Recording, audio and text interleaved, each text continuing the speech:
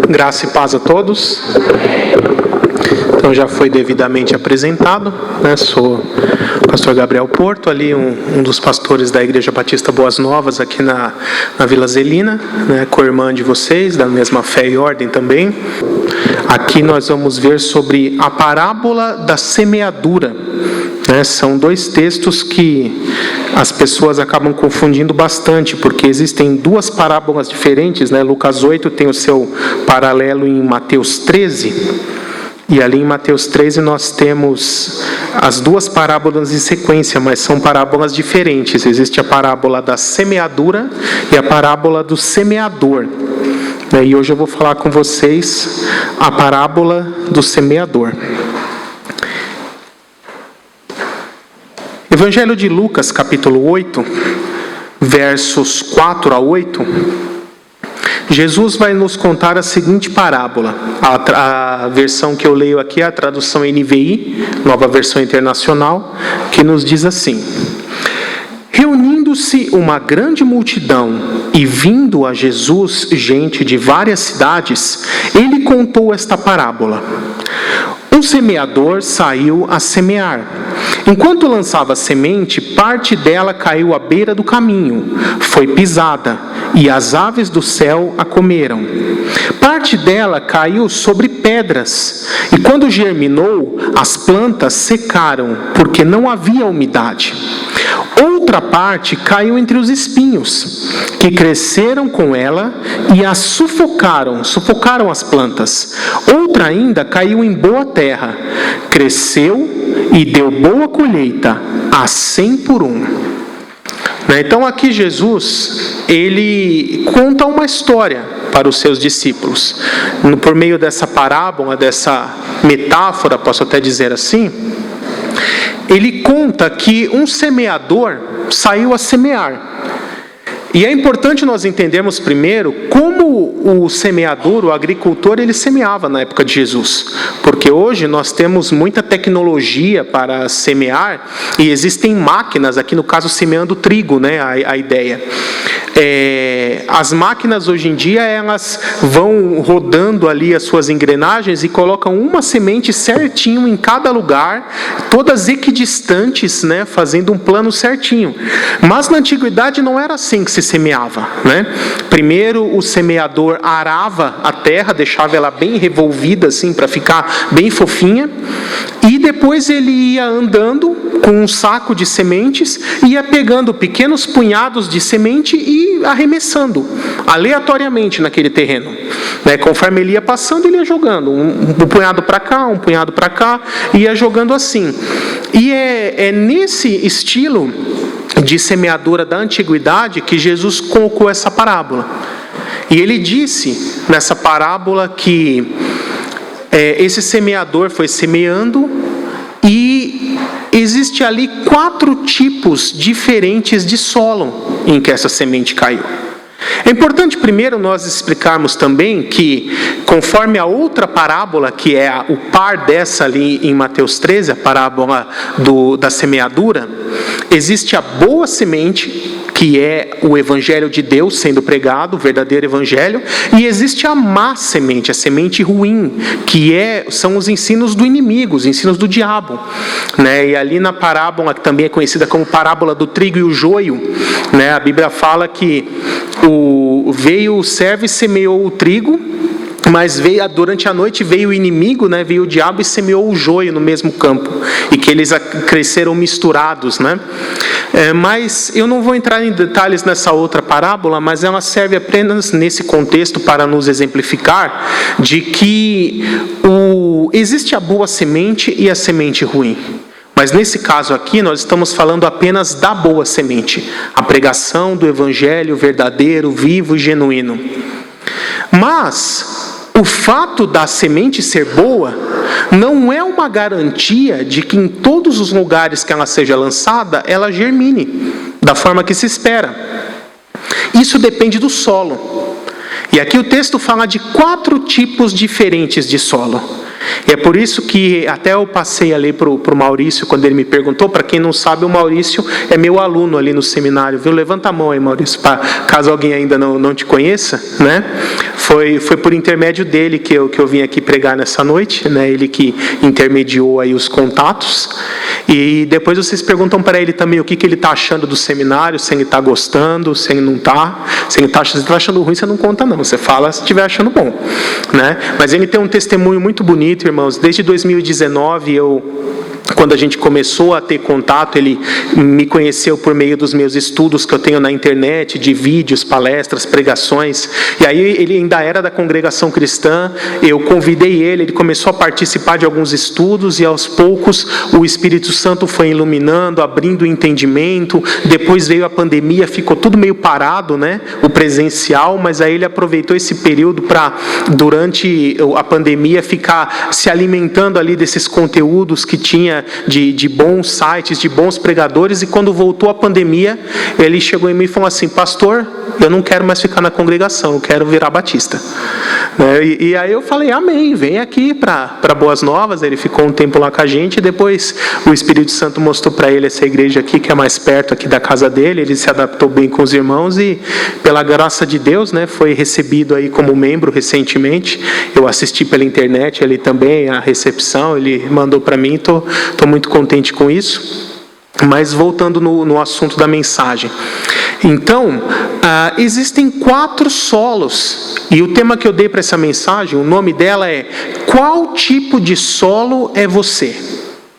Porque Jesus fala que o primeiro solo são aquelas sementes que caíram à beira do caminho. Não caíram no solo arado, caíram na estrada. O que aconteceu? Elas não penetraram na terra. Passou um tempo, veio os pássaros e as comeram. Depois eu vou explicar cada um desses solos o que significa. O segundo solo é aquela semente que caiu num lugar que era muito rochoso, tinha pouca terra. A terra era rasa, embaixo já era tudo rocha. Então ela chegou a germinar, chegou a começar a crescer uma plantinha.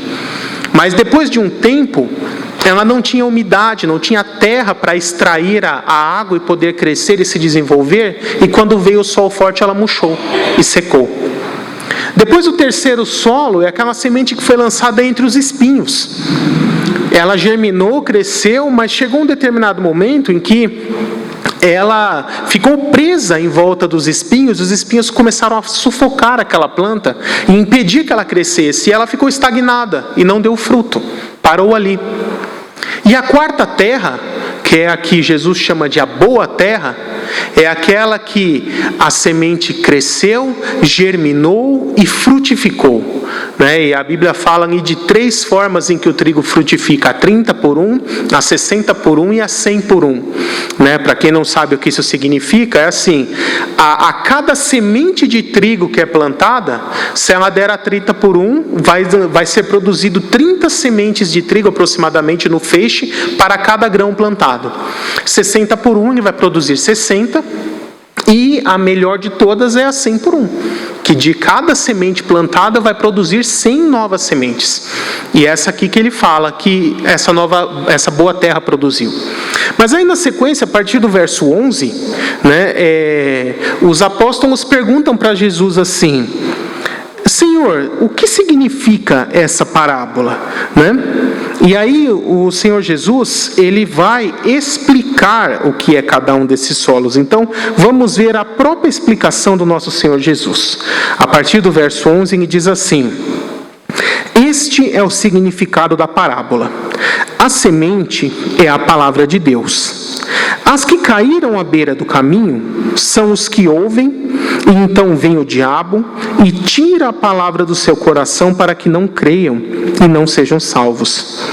As que caíram sobre as pedras são os que recebem a palavra com alegria quando a ouvem, mas não têm raiz. Creem durante algum tempo, mas desistem na hora da provação. As que caíram entre os espinhos são os que ouvem, mas ao seguirem o seu caminho, são sufocados pelas preocupações, pelas riquezas e pelos prazeres dessa vida, e não amadurecem. Mas as que caíram em boa terra são os que com coração generoso ouvem a palavra e a retêm e dão fruto com perseverança. E aqui o Senhor nos explicou essa palavra. E para os dias de hoje, o que seriam esses 4 tipos de terra? Porque, como eu disse, a boa semente é uma só. É a pregação do Evangelho. E o Evangelho é pregado a todos. E por que algumas pessoas são salvas e outras não? Porque cada um é como se fosse um tipo de terra aqui. Então, o primeiro tipo de solo é aqueles que ouvem e não creem. São os incrédulos, são os ímpios. Aquelas pessoas que, por mais que se pregue, elas não vão crer. E por isso não serão salvas. Não porque Deus não quer que elas sejam salvas, porque Deus quer que todos sejam salvos. Isso está lá em 2 Pedro 3,9. Deus quer que todos se arrependam e sejam salvos.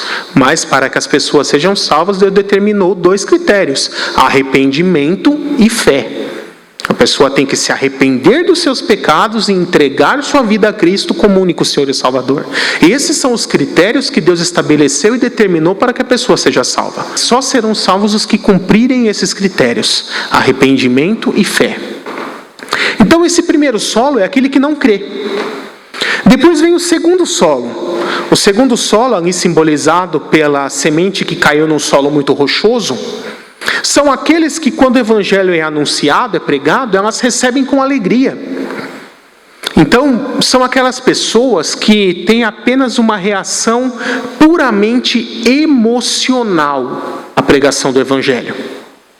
Quando toca o louvor, ela pula, ela canta, ela dança, ela vibra, ela chora.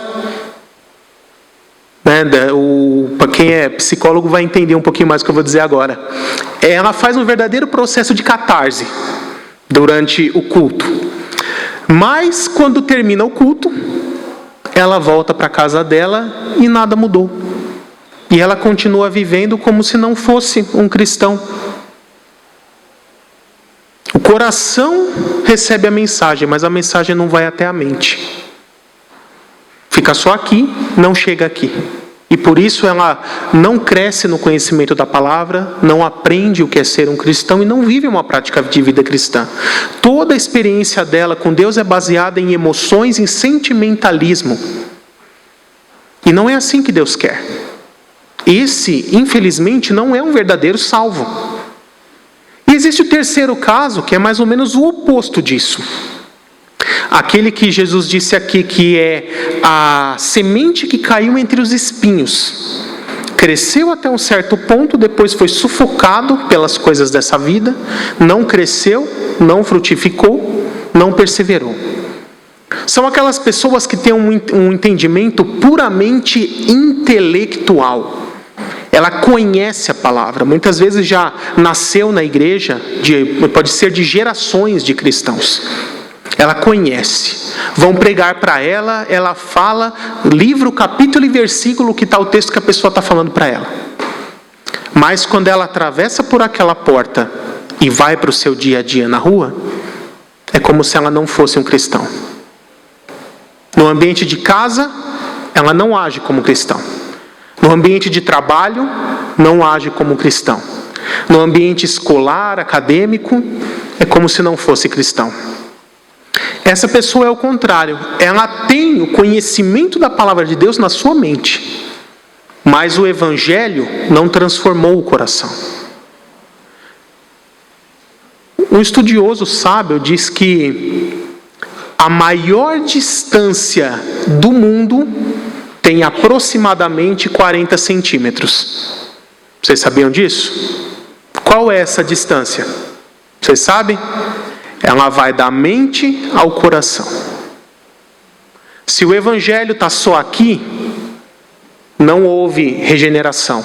A pessoa não nasceu de novo. Se o Evangelho está só aqui, também não houve regeneração, não houve novo nascimento. E nós temos aqui exemplos bíblicos de todos esses casos. Por exemplo, dos que não creem. A Bíblia fala que quando Jesus foi para Nazaré, já adulto, durante o seu ministério, pregar o Evangelho, aqueles moradores de Nazaré que viram Jesus crescendo, que conheceram Jesus desde criancinha, não creram em sua mensagem, mesmo com todos os sinais e maravilhas que ele fez. Quando ele chegou em Nazaré e começou a pregar o evangelho, sabe o que falaram? Não é este ali o filho de José? O filho de Maria? Não estão seus irmãos aqui conosco? João, Simão, Tiago e André? O Judas, aliás, não João. Não estão aqui suas irmãs conosco? Em outras palavras, a gente viu ele crescer, viu ele menininho, quem que ele pensa que é? Agora ele vem aqui falando que é o Messias?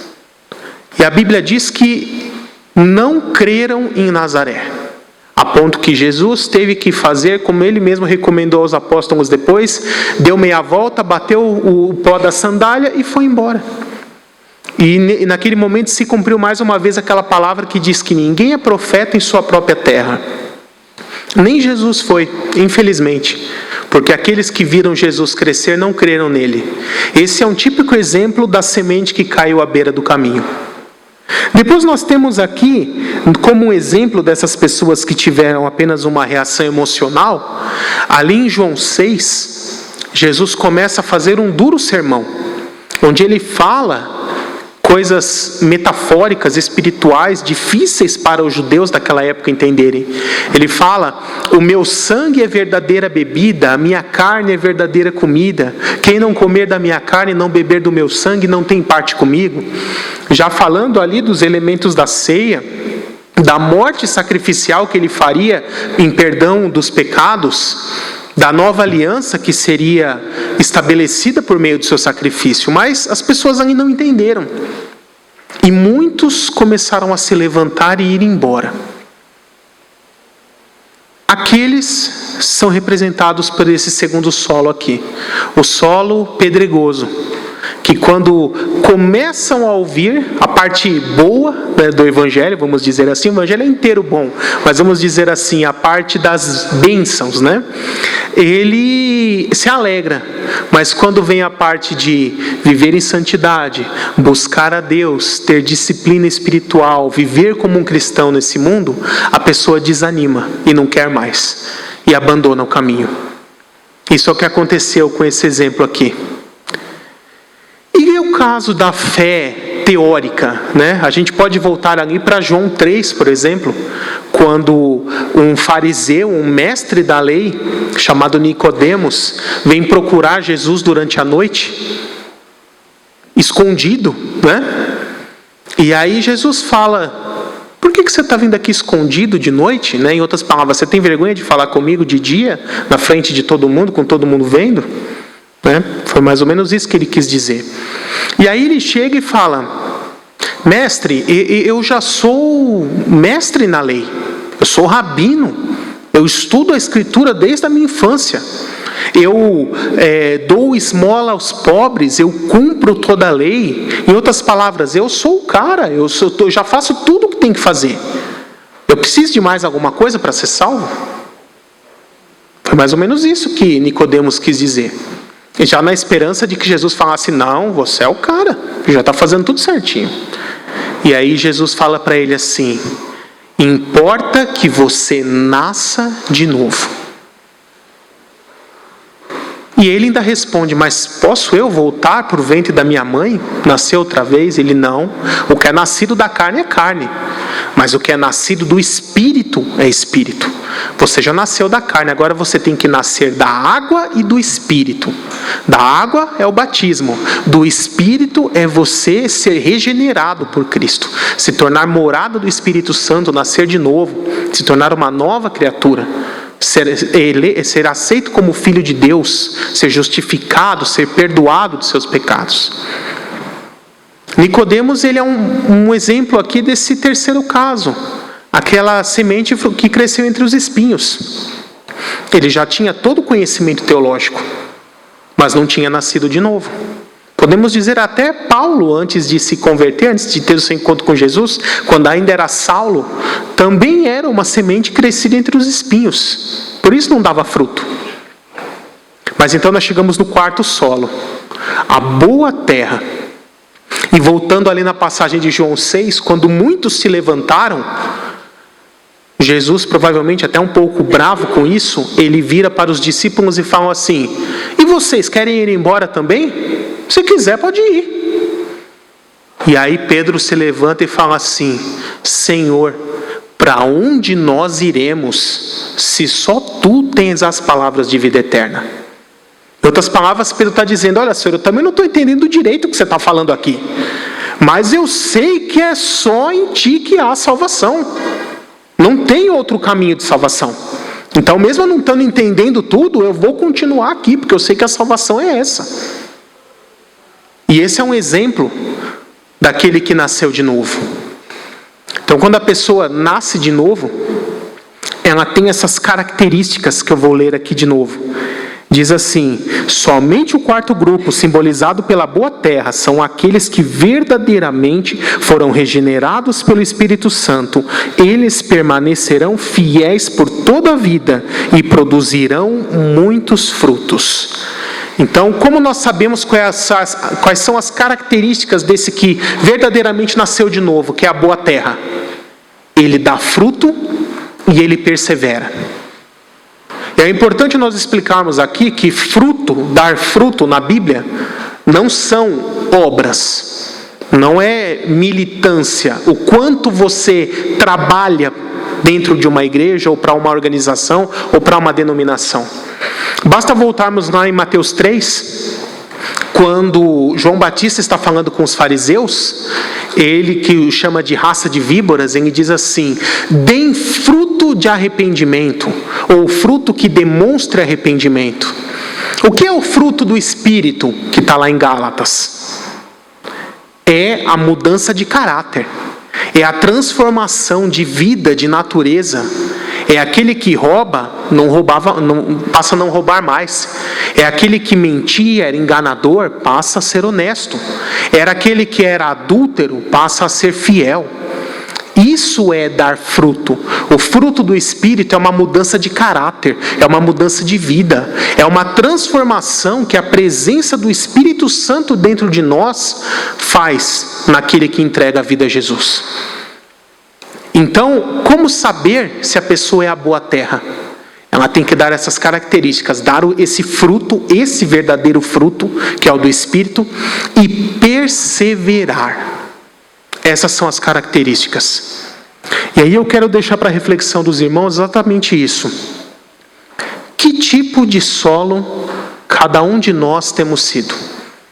Será que você é aquele que ouve a mensagem, mas não crê? Quando você sai ali por essa porta, nem lembra o que foi pregado.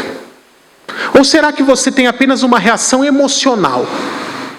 Canta, louva, pula, chora, vibra, mas quando termina o culto, sai por aquela porta e continua vazio. Ou será que você tem apenas uma reação intelectual? Eu conheço muito bem a Bíblia, eu domino a Escritura, eu venho de família evangélica, eu sou cristão há décadas. Mas como é a sua vida? Como é o seu exemplo de vida? Você vive conforme o evangelho que você conhece? Porque só conhecer, como Judas vai dizer muito bem, conhecer a palavra até os demônios conhecem. E bem melhor do que nós. Porque eles estavam lá na presença de Deus antes da queda. Mas a diferença é, nós praticamos aquilo que a palavra diz? Então que cada um de nós busque ser a boa terra, o bom solo. E o que nós precisamos fazer para sermos essa boa terra? Primeiramente, entregarmos a nossa vida a Jesus Cristo como único Senhor e Salvador. Entregarmos totalmente a nossa vida a Ele, todas as áreas da nossa vida.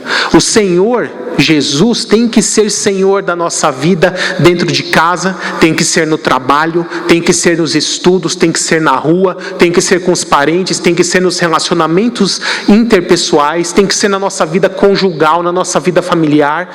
Ele tem que ser Senhor em todas as áreas. Não faça como muitos que têm o quartinho escuro da sua vida. Nesse lugar aqui Jesus não mexe. Esse aqui é o meu pecado de estimação. Aqui Jesus não vai mexer. Para que Jesus seja Salvador da sua vida, Ele tem que primeiro ser Senhor. E quando a Bíblia fala Senhor, na Bíblia significa o dono do escravo. Se Jesus é nosso Senhor, nós somos o escravo de Cristo. O escravo não tem vontade própria. Ele faz o que o seu Senhor manda. Então, quando você realmente fizer o que Jesus manda, aí sim Ele será o seu Senhor. E essa é a mensagem que eu quero deixar para os irmãos, para a reflexão. Que Deus abençoe a todos.